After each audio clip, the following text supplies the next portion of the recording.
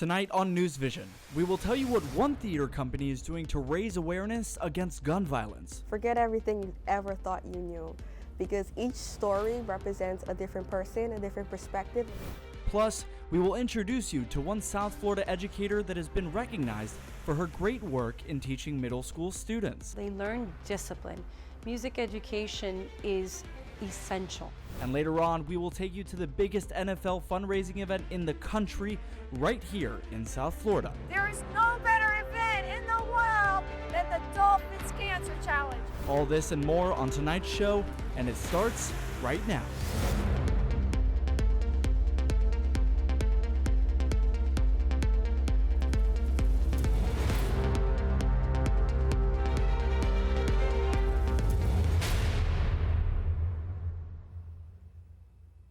Good evening and welcome to NewsVision. I'm Christopher Perez. And I'm Lauren Harrington. Thank you for joining us. A car crash over the weekend near Miami Beach has left one local Miami student dead.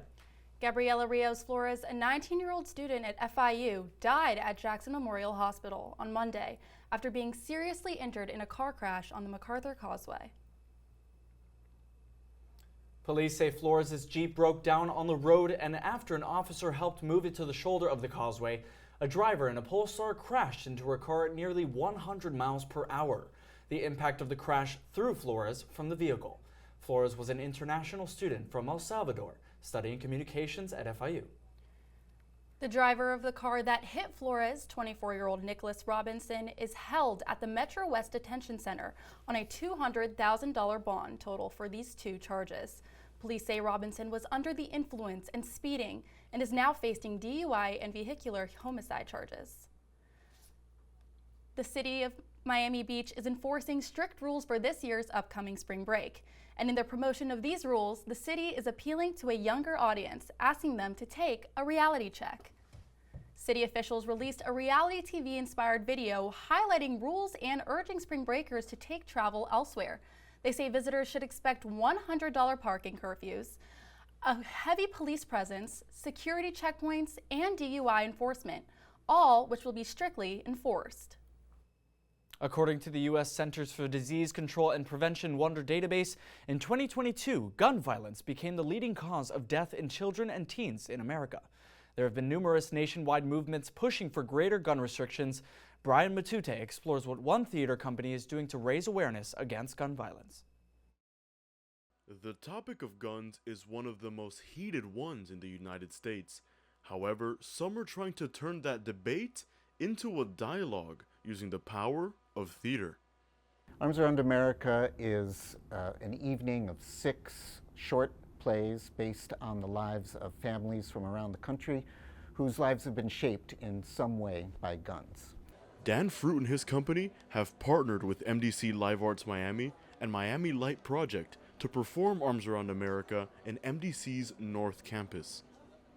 When you hear this is going to be a piece about guns in America, you might think, oh, this is going to be really tough, this is going to be dark. When you see the plays, I think they're entertaining, I think they're loving, and that's because the people whose lives we base the plays on are all of those things. It was sadness, it was happiness, it was confusion. I felt a bit of stress from everything. I felt a bit of relief. And the people in the audience are not the only ones impacted by the plays. It's overwhelming, to try to pick 6 stories, and there are so many, and that breaks my heart. My hope is that we're able to do so in a way that we also see the beauty in the people, and that's what the audience walks away with. The stories of the people and not the pain of guns and the things that it could do. And while the 6 plays are different, one theme united them: the importance of finding a common middle ground amid a polarizing debate. It's either, I need my gun, I want my gun, don't touch my gun, or boo your gun, I have an issue with your gun, right? And there's so much space in between. For Dan and crew, it's not all about guns. It's about building a sense of community. A community where one day we can have our arms together as one. For UMTV, I'm Brian Matute. Performance and music have also been used to raise awareness for other issues. This past weekend, Frost musicians and songwriters hosted a charity show to sow support for greater reproductive access. On Saturday, Frost students and supporters gathered to perform and raise funds for the Florida Access Network. The network works to provide peer support, abortion funding, and reproductive health kits, regardless of the state's political values. And I think that having things like this, where it's like, one, bringing awareness that there is ways to help out when you feel so stuck, is helpful for young people like us, because I know that there's a lot of girls out there who feel like there's just no solution. Event organizers raised more than $2,000 and said there would be more charity events in the future. They are working to gain further support from the university. For more information, you can visit flaccessnetwork.org.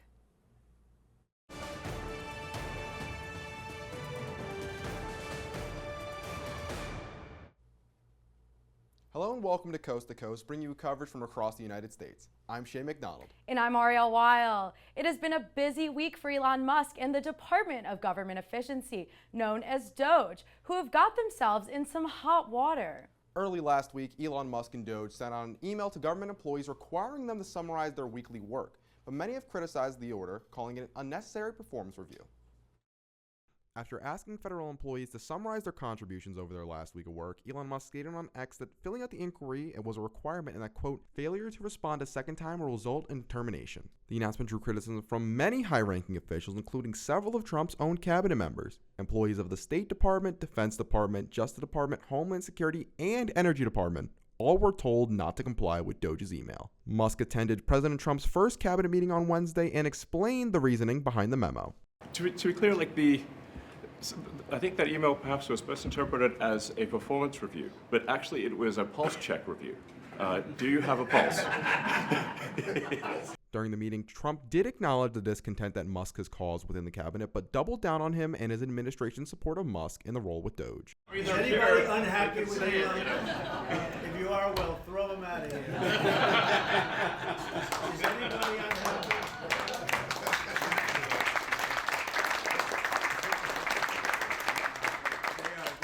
Respect for Elon and that he's doing this, and some disagree a little bit. Trump also sided with Musk on responses to the email being mandatory. And now the Trump administration is changing long-standing White House policies regarding how news outlets will report on the President of the United States. On Tuesday, the White House press office announced they will pick which journalists will make up the pool of reporters covering the president. This is in sharp contrast to the tradition of the White House Correspondent Association, coordinating the press pool since the 1950s.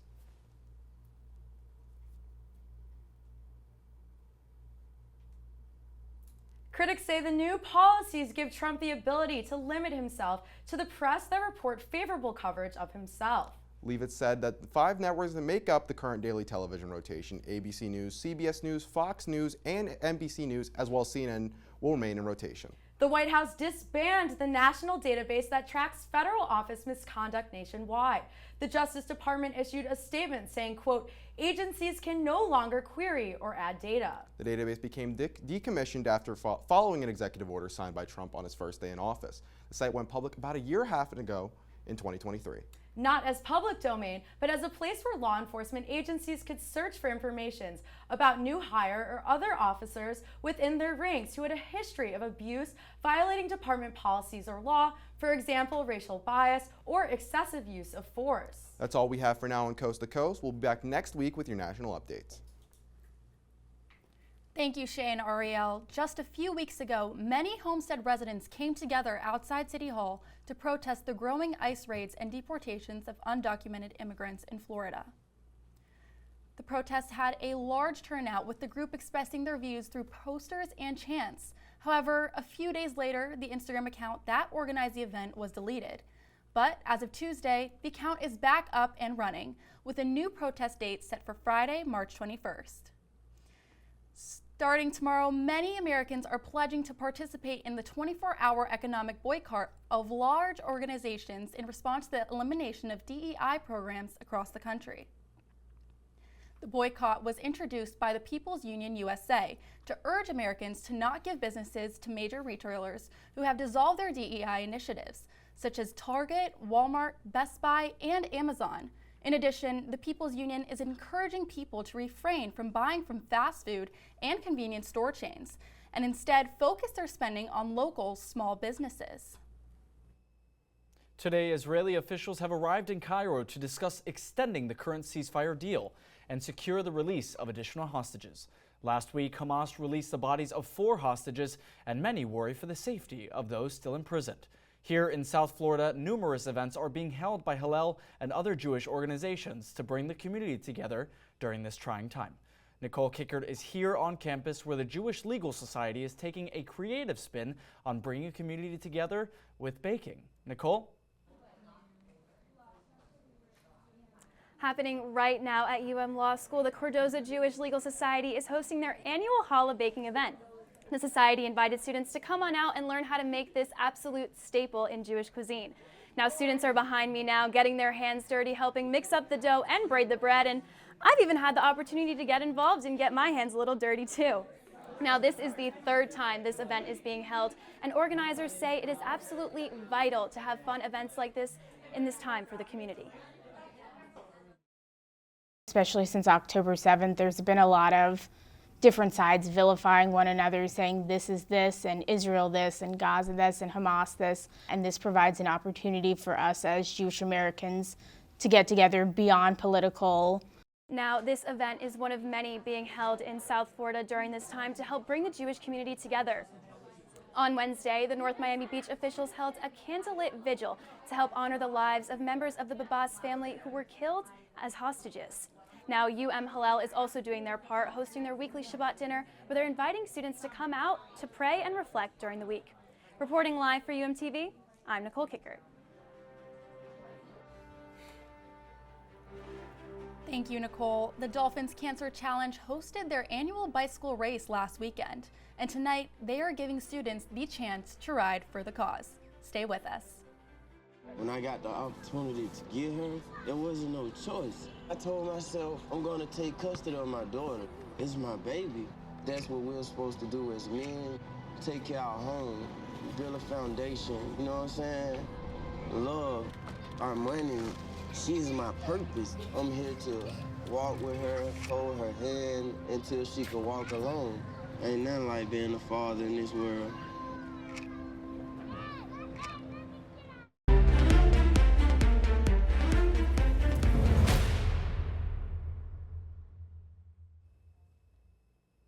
A music teacher at Miami-Dade County is being recognized for her dedication to the local fine arts programs.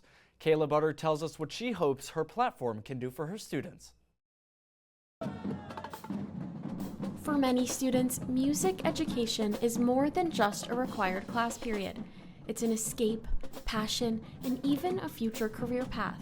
But as budget cuts in fine arts programs in Florida schools continue to happen after Florida Governor Ron DeSantis and the Miami-Dade County Commission have approved cuts in state and county art grants, fewer kids have the opportunity to engage in music education. But here in Miami-Dade County, one teacher is fighting to keep music programs alive.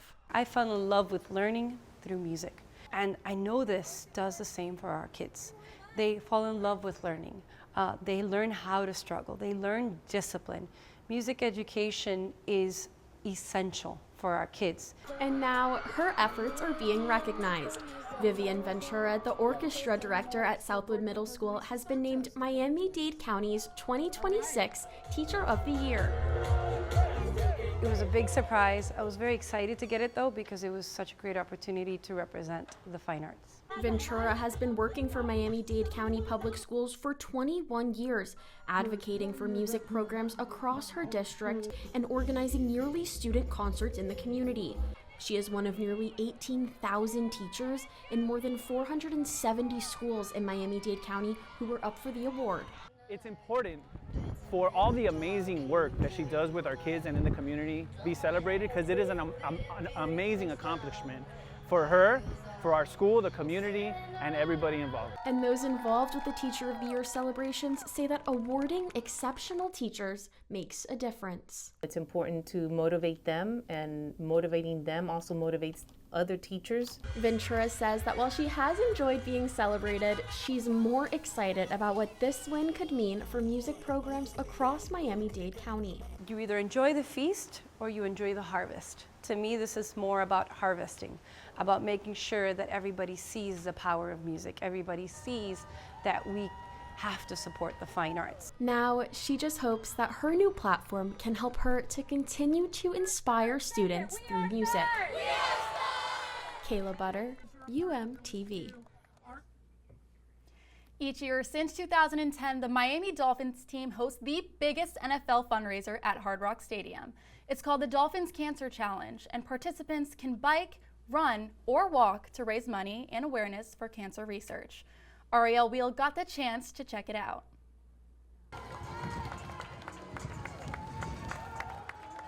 Like millions of others around the world, University of Miami's grant accountant Lisa Siegel has a personal connection to cancer. Cancer has hit my family very hard. My dad lost his dad when he was 9 years old. He lost all his uncles to cancer. I lost both my grandparents to cancer. To honor their memory, Lisa joined more than 7,000 other participants, including hundreds of cancer survivors, in the 15th annual Dolphins Cancer Challenge event, or DCC, on February 22nd in Miami. It's the NFL's largest fundraiser, and it's a partnership between the Dolphins football team and University of Miami's Sylvester Comprehensive Cancer Center. Currently, over 19 million cancer survivors in the United States. That number is going to be 26 million by 2040 or 2050. It's a disease that, as we're getting better at detecting it and treating it, we're beating it, but more and more people are living with it and are living with the consequences. Hey, how lucky did I get? Lisa has been participating in DCC since 2012, but 3 years ago, her connection to the initiative deepened when she lost her mother to ovarian cancer. I told my mom on my mom's last days, I said, no matter, as long as I'm breathing, I will be fighting. Her team, known as Hurricanes Fanatics Fighting Cancer, has already raised more than $150,000 in the past 3 years. We rely so much on philanthropic efforts to get those ideas off the ground and running, even if it's at the very early stages, that can then lead us to getting those large grants and large programs. For the past 15 years, DCC has raised tens of millions of dollars for cancer research that helps the Sylvester Comprehensive Cancer Center to recruit top researchers, deliver groundbreaking patient-focused care, and save the lives of many cancer patients. You're going to want to get involved because there is no better event in the world than the Dolphins Cancer Challenge. And what a great day. What a great way to celebrate the 15-year anniversary, them being out here on this beautiful day with all these amazing people. For UMTV, I'm Ariel Weil. And even though the event is over, another Dolphins race is going on as we speak with the goal. Amanda Muhammad is live on Lakeside Patio to tell us more. Amanda? Lakeside Patio is typically a student hangout spot, but tonight it is an outdoor spin class for the 5th annual Dolphins Cancer Challenge Cycle Fest. Every year, Cycle Fest has a different theme, and this year's theme is One World, One Fight. Now, these cycling instructors are actual UM fitness instructors, and they're taking cyclers around the world with music genres like hip-hop, reggaeton, Afrobeats, and more. I spoke to some of the organizers of Cycle Fest to find out what makes this more than just another workout. The annual Dolphins Cancer Challenge Cycle Sesh began during the pandemic when many felt lonely and isolated from the restrictions of COVID-19. Dr. Whiteley, our Vice President of Student Affairs, reached out and said that she wanted us to do an event for students, put the thought in our hands and said, what can we come up with? So we came up with Cycle Sesh. You control the resistance, so it really is geared to all levels. You could have somebody that is a novice biker. They can keep their resistance a little bit lower, but they're still feeling that energy and moving and having fun. Students pay $15 for one 15-minute cycling session and $10 for each additional session, with all donations going directly to DCC and research at the Sylvester Comprehensive Cancer Center. Registration also includes food and 2 raffle tickets for a chance to win a prize. This year we have like signed Dolphins helmets, and I think we're gonna buy like a Nintendo Switch. We've done that in the past. We have a bunch of Gymshark stuff that we got donated. But Cycle Sesh is more than a quick workout and fun prizes. When you're young and you're in college, I think it's easy to forget that life can happen at any time, and cancer is part of that. While the theme of Cycle Sesh changes every year, the goal stays the same. Father-in-law passed away from cancer. You know, he was able to be on several clinical trials and several special trials that he would not have been able to be on if things like this didn't exist. Cycle Sesh will continue until 10 p.m. tonight, so it's not too late to join in on the fun for a great cause. Live on the Lakeside Patio, Amanda Muhammad, UMTV. Thank you, Amanda. You know, Chris, the weather outside has been perfect for the beach. It really has. I'm hoping it stays that way, but why don't we toss it over to our meteorologist, Ann Badowski, to see what's upcoming for this next week. Ann?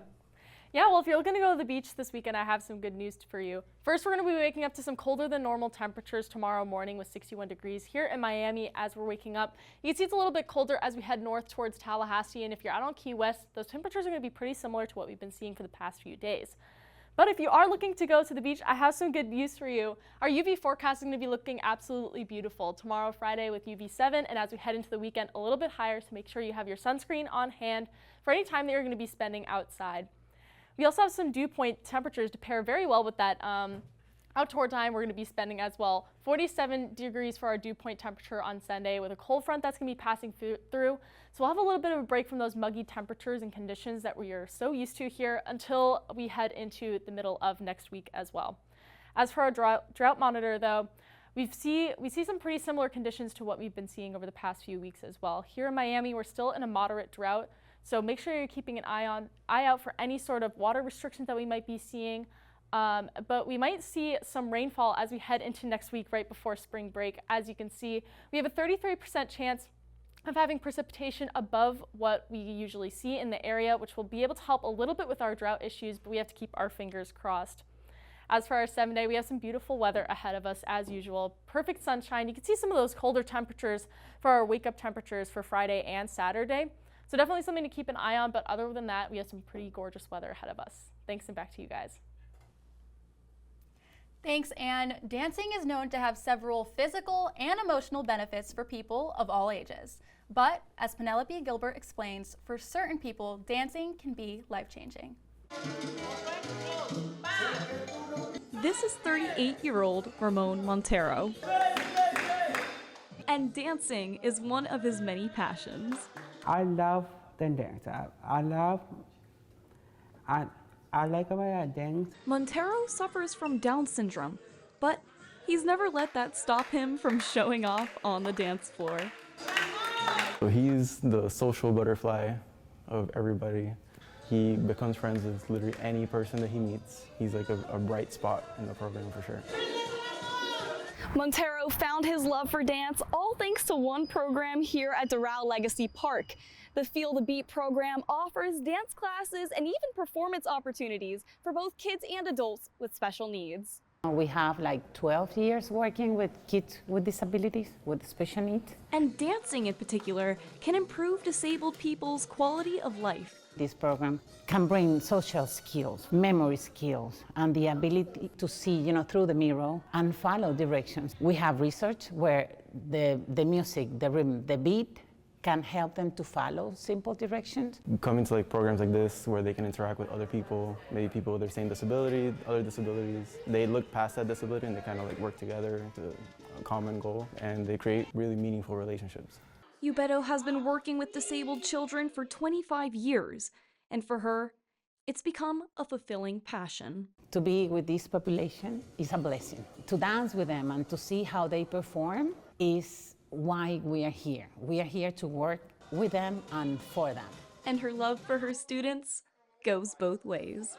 My teacher, it's the best teacher I have. Penelope Gilbert, UMTV. Coming up, we'll introduce you to one North Carolina coach who is likely making his way to the 305 to coach here at UM.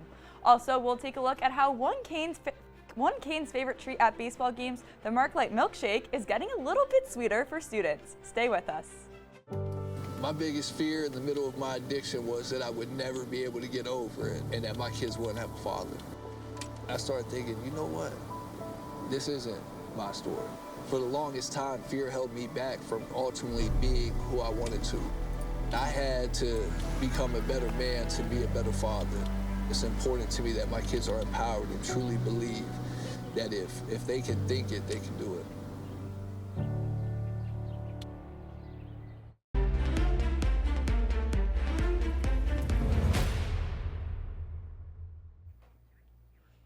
Welcome to sports. I'm Taryn Jacobs. The Canes basketball season is coming to a close, and for the first time this season, the Watsco Center was sold out on Tuesday night. Let's take a look at the men's latest showing against Duke. Jaleel Bethea with the ball. He found Link Kidd in the paint. Link Kidd again, a quick spin move and slam. Dunk now Schwartz, a little quick pump fake, and he'll pull up at the buzzer. Count it now going into the second half here. A quick handoff. Staten McCray, step back from downtown on that one. Now here, Link Kidd on defense, solid on all night on both sides of the ball. Brandon Johnson scoops it up and lays it up to Bethea on a silver platter. Beautiful play right there. Now Link.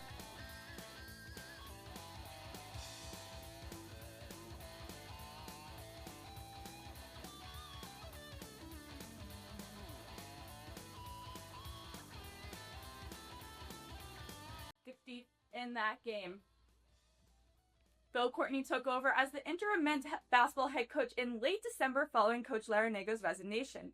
Now reports say that Duke's associate head coach Jay Lucas is set to lead the Canes next season. A source familiar with the matter said that Lucas has agreed to become the next head coach pending the completion of contract negotiations. Lucas has an impressive resume, known to be a superstar recruiter and landing standout Cooper Flagg. And he also has experience coaching at his alma mater of University of Texas and Kentucky. Inside the ballpark, Canes baseball is off to a hot start, sweeping their first two series and only losing one midweek game. But one staple at Mark-Light Field is the milkshakes, and now there's a scholarship in Mitch Friedman's name. The Friedman family Mark-Light Shake Baseball Scholarship will go towards supporting UM baseball athletes after 40 years of Mitch's unwavering dedication to the Canes family. The NFL Scouting Combine started earlier this week with exams and team interviews. Today is the first day of on-field workouts, with the linebackers and defensive linemen being the first to get a look. 10 former Canes are in Indianapolis at Lucas Oil Stadium for the Combine. Cam Ward is expected to be the first quarterback to be drafted, but it is uncertain if he will throw at the Combine. Xavier Restrepo, who was a key asset for the Canes last season, will look to use the Combine to prove himself to the NFL scouts. And an underdog to keep an eye on is defensive end Tyler Barron. During his interviews, he stressed that his time at Miami allowed him to grow as a player, and a strong work ethic will be a key motivator for scouts. The University of Miami has had some amazing athletes step on its campus and compete for the orange and green. Now, one nonprofit group makes sure that these legends never die.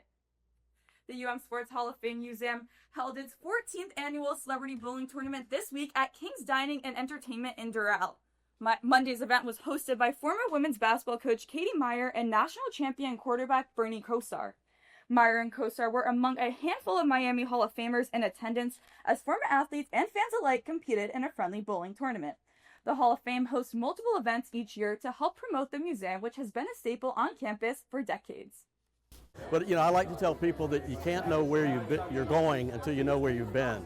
And that's what the Hall of Fame, it lets people know the history of the university. It's a great event, and like I say, we enjoy seeing it, doing it every year, and having the alumni come back.